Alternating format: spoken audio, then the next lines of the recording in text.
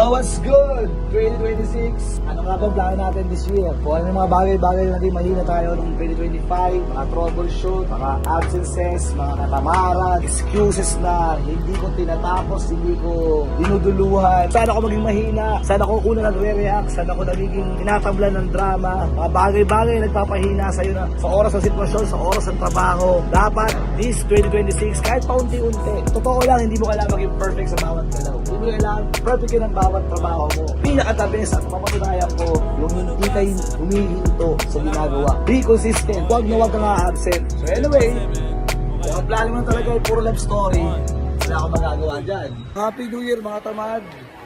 Ayaw magsigilos talaga. Alam ko malubak sa dadaanan pero tutuloy ako. Ang plano mo rin talaga ay baguhin ang buhay mo. Para sa'yo yan. Kung kikilusan mo. Isipin mo ha, ilang taon ka na. Every January 1, sasabihin mo, iaayusin ka na. Pero pagdating ng January 2, 3, 4, onwards, ikaw pa rin.